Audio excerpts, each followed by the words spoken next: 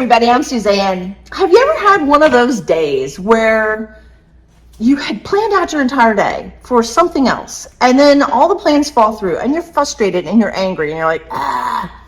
So if you remember my last video, we did the whole construction of the studio. Reconstruction, everything is awesome. But I kept talking about the bathroom redo, the bathroom redo. It hasn't happened yet. Still, even while I'm videotaping you and talking, videotaping this whole section, it's still not happened. I've been pushed off. And I had a contractor that was scheduled to come on a certain day, canceled classes, etc., and he didn't show. And I was frustrated. And I thought, I'm going to take this frustration and use it to my benefit. So what today's video is I do this painting of a calf. It's an 8x10 on gessoed, ampersand gessoed panel. And you'll see I have a frame ready, and I knocked this painting out. I painted a calf, even stuck it in a frame and hung it on the wall, all in the same day. And I'm going to take you through the process of what I did to make this happen in probably about 3 hours maybe. So sit back, follow along, maybe you want to paint along, and watch the process of this particular painting of the Black Angus calf. If you like this sort of thing, be sure to look at my membership program here on YouTube, where you're going to get to see a lot more live streaming and that sort of thing happening. So stay tuned for that. Join the membership. Also check me out on Patreon, and subscribe if you're not a subscriber. That's free. So let's go ahead and jump in to this little Black Angus calf.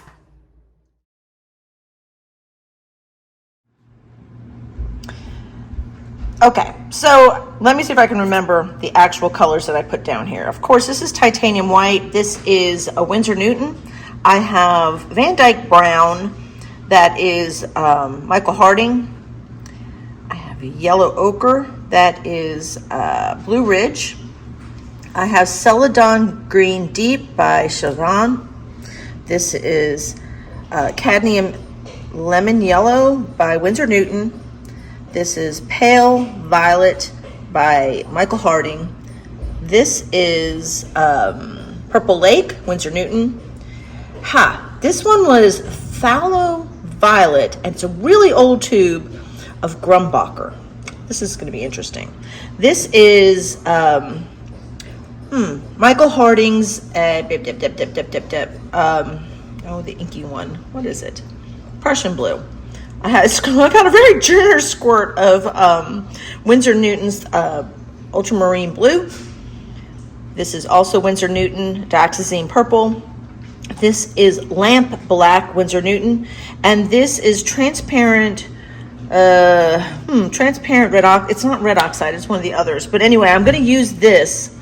It might as well be. It's just a transparent color, so I could do a little bit of a wash on my substrate first before I start cutting in the calf. I start off with a really thin wash using mainly paint thinner and this transparent red oxide. And I just kind of wipe away the paint to establish my shape of my calf and my overall composition. So this is a really easy way to start a piece and really start seeing it. Now, you can see I'm using a lot of purples in my calf, and I'm using a little ultramarine blue, a little dioxazine purple, and the Purple Lake. And the blues that I'm using a lot of, this is, I oftentimes will switch between Prussian blue and Endanthrine blue. This happens to be Prussian blue. And I'm just blocking in the calf at this point, and I'm just establishing shape, that's all.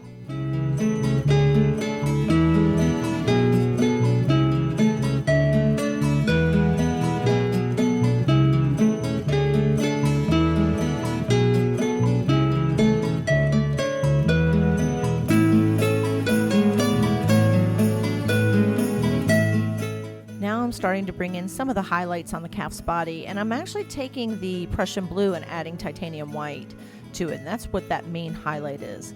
And wherever I have the pinky, where I did the pinky underpainting there, I'll just add a little bit of titanium white to that and start bringing in the highlights in the calf's face. So I had the nose kind of a little bit too centered there. I've moved it over a little bit and establishing some more of the other shapes, like the nostrils and such. That highlight on the calf's nose leather is actually just titanium white and the Prussian blue. And I'm using a brush. This brush happens to not be a rosemary, which is kind of unusual for me. This was actually given to me to try by Scott from Jerry's Artorama in Knoxville, Tennessee. He sends me a lot of freebies. I like that about Scott. So I'm trying this little brush out. It's a little Princeton, mainly a watercolor brush, but it's a super, super, super fine pointed round brush. It's a soft one, but it's like a Kolinsky synthetic, I suppose, but it's working nice. Now remember, this is only an 8x10, so you can use these little soft brushes like that, and it's fine. It's really putting that paint down. And since we are working on a slicker substrate, the gesso board, you can use a super soft brush like this, and it works great. So as I'm looking at my calf, and I'm kind of saying, well, you got to bring that muscle out a little bit more. These little Angus calves, they're pretty sturdy little beasts, and I got to make him so. So you can see I'm widening out his legs, and I keep adjusting. Constantly looking at the negative space. So the space between the legs, or the stuff that isn't, that's what helps drive the shape of my calf. Now, I did put down a little bit of King's Blue and a little bit more of the Pale Violet by Michael Harding, and I'm putting in the sky. Remember, I'm wanting to make this very homogeneous or harmonious, so to speak. So a lot of the same colors you see in the sky are the same colors that's in the calf. Now, I did use a little bit of Payne's Gray to mix into my purpley sky, and I'm using a little soft brush there that's actually a sable, and I'm just blending the background in. And now I'm just kind of adding in some of the greens. I wanted to keep this fairly simple, as I wanted to finish this piece in a really short period of time. Remember, folks, I felt like I was not going to have a productive day because I thought my contractor was coming, yada yada. So you know what? I'm making it happen, and you guys can do the same thing. So if days aren't going the way they're supposed to, or the way you planned it, make it a good day and be productive, and that's what I'm attempting to do here. So of course, I like to capitalize on contrast, and since I have that black calf, I wanted to make that edge around the body a little bit more pronounced. So I just added a little titanium white there to the right of the calf's face, just to bring out the shape a little bit more. And I keep pulling in a little bit of that transparent red, just to, again, pull it together. Of course, I like to use a lot of browns and reds in my greens. It just makes it a lot more earthy, I suppose. And I'm using it down below here too. So you can see I'm adding it in just different places. It becomes my dark value in my grasses.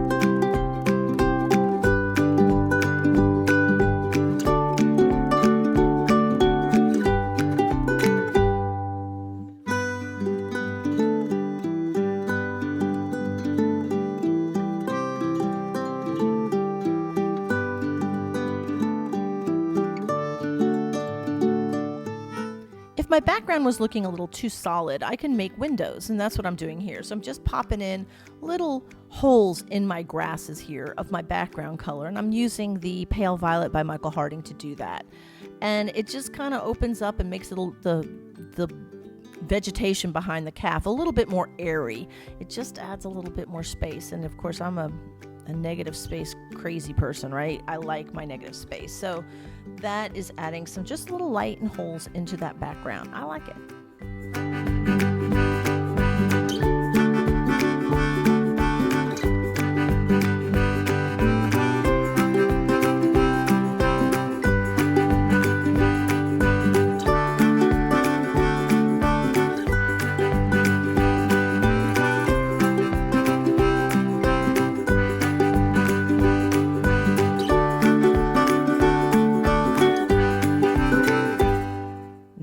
put in some of the lower grass, and I'm just mixing a very pale gray, and it's taken me a while to get the color. I wanted it to be warmer, and I was using lemon yellow with titanium white and putting in a little bit of the pale violet, but it wasn't quite right, and I ended up using a little bit of, there we go, and I feel like I was there. Now I got it. I ended up putting, instead of the pale yellow, I actually added a little bit of the yellow ochre. It just warmed it. It made it earthy and warmed it up a little bit.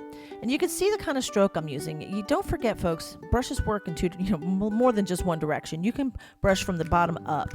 And I'm actually taking my little wipeout tool or paint scraper and creating some texture in the grass below, above, just because I'm actually removing some of the paint. Remember, this is ALLA PRIMA, all at once. And so this whole canvas, or this, not canvas, but substrate is wet. So it makes for scraping paint easily. So you can see I can adjust some of the shape of my calf, take some paint off, move it around using that paint scraper. I can make a couple corrections here, and that's what I'm doing. I'm creating that negative space a little bit more defined in that area between the back legs, and popping in paint just here and there.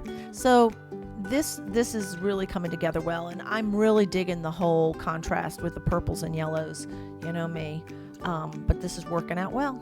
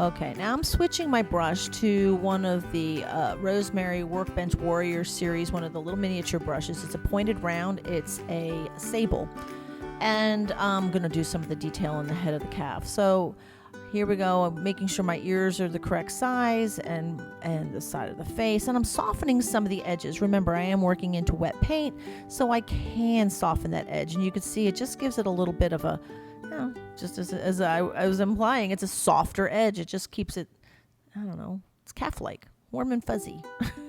So as I'm popping this in here, I'm using that little pointed round, and it's doing the trick for me. I can, I'm constantly adjusting and seeing, and where do I need to go. Adding the highlights over the head, using a little bit of the Purple Lake with titanium white in it, and sometimes I did put down, I think, a little bit of, did I put down a magenta? I don't think so. I had the phthalo violet. That's what I'm using too. So the phthalo violet might be where some of it's pinkier as opposed to purplier. But still, just working those shapes here. And folks, that's how you have to think about it.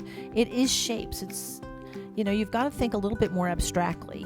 And it will help you get your actual shapes in properly. If you really look at the negative space around the subject that you're painting, negative space is critical. And so, like, even here, as I'm working on these ears, I'm looking at the grooves in the background, and do I need to extend this ear out or this shape out, making sure that I'm getting my shapes in correctly. But as you can see here, I'm softening that edge and making sure everything's just so, but doing the fine brush work, towards the end of a painting, that's the fun stuff. And but still, I am, I'm making adjustments the whole time.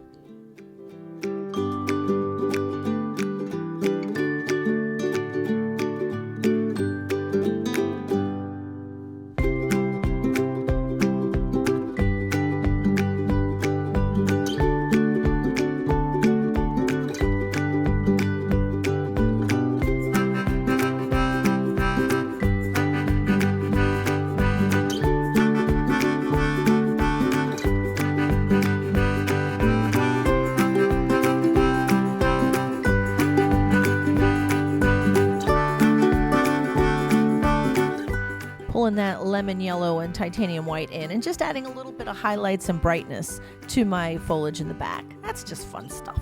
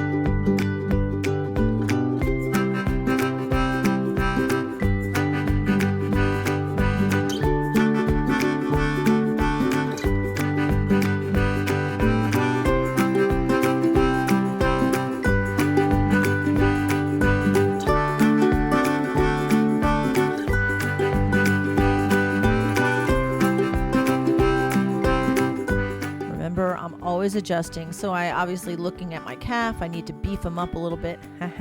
Beef, get it?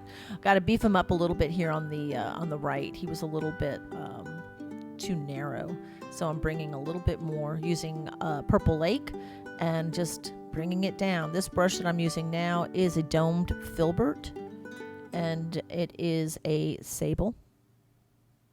Oh, actually, no, it's an eclipse.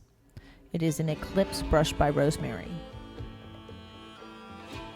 Just highlighting where I can, and again just adding a little bit of white to the combination. I actually pulled down the coolness by adding a little bit of that transparent red into, you can see I'm pulling it in off the side there.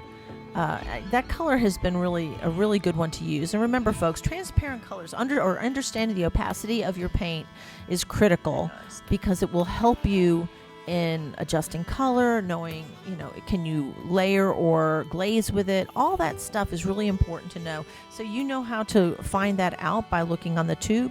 Some brands of paint, like Winsor Newton, will have a square. If it's a solid black square, that means it's opaque. If it's got a line through it and it's half and half, that's semi-transparent. And if it's a clear square, it is a transparent color. So you can see on some tubes will just say transparent, semi-transparent, opaque, but Winsor Newton usually just goes with the the square system. But now I'm just, I'm kind of getting close to the end on the calf. I'm really still adjusting. I'm doing a lot more adjustments on it, and you can see I'm bringing this out a little bit more. Again, I will continue to morph on my paintings, because I know you expect that from me at this point. I don't really go in with a solid drawing on most anything that I paint. I like the the fun of just discovering or working through a piece that way.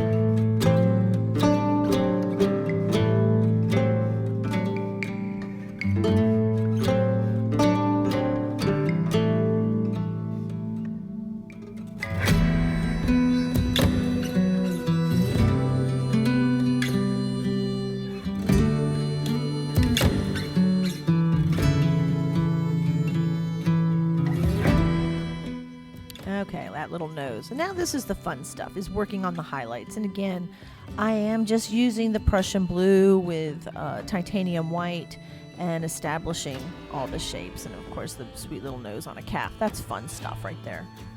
And I'm bringing that same color up on the top of his muzzle. And just will give him a little bottom lip there.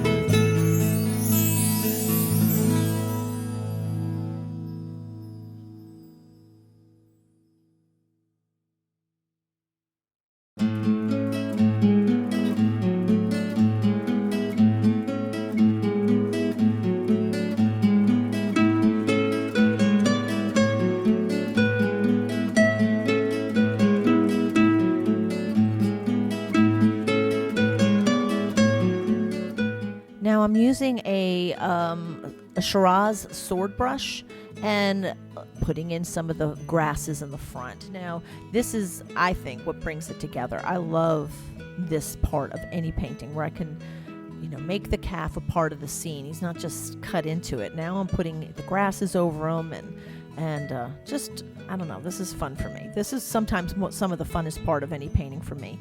And I love a good sword brush like this. I use swords or daggers often for doing grasses.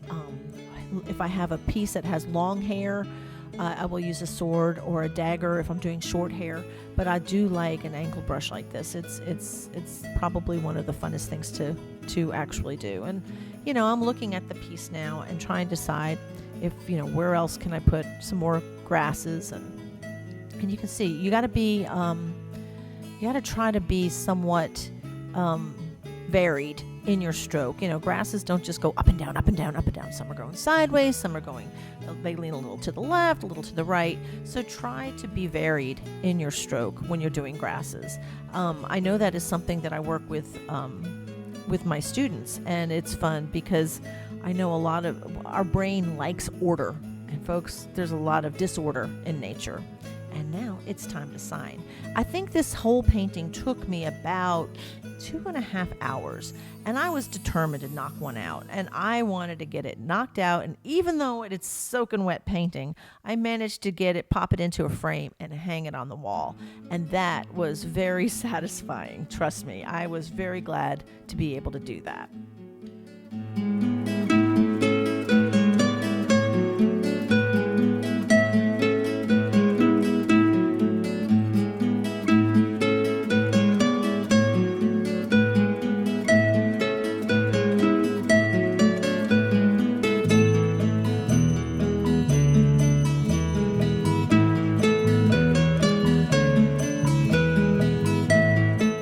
Saw in the beginning of the video, I had a museum quality frame from Jerry's Artorama. Thank you, Scott. And I also, I wanted to hang this sucker up, and I got him up on the wall. Yeah, the painting's soaking wet, but you know what?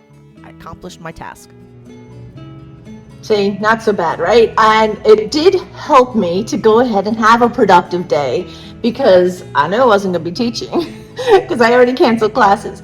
And I really liked that I was able to knock this little piece out. Now you can see what I did here. I used a little combination of the purples and yellows, complementary colors, right? I love to capitalize on that. So the calf itself has actually very little black in it. I used a lot of Prussian blue and what else? So a lot of this pinkier color is the purple lake, and there is some black, but it's a lot of blues and purples, and I got to play with that with the grass. With the grass I have a lot of the yellows, and I have the purple sky, so I was able to keep the piece somewhat homogeneous or harmonious, I should say, in that I used very little distinction of colors. There was very few colors in the whole process of this, and it was a lot of fun, and it really did help me work out my frustration of dealing with contractors that don't show up. So if you have one of those days and you're like, well, what am I going to do? Challenge yourself. Go ahead and do a piece in a day, even if it's just anything at all. Even if you're practicing shapes and shading and all that good stuff. Do something productive on the days that you're frustrated. Trust me, it will help you immensely. So thanks for joining me. Go ahead and subscribe if you're not a subscriber, and consider my Patreon and my YouTube membership platforms, and we'll paint some more real soon. So from Kingsport, Tennessee, I want to say thank you for joining me, and I'll catch you next time. Bye.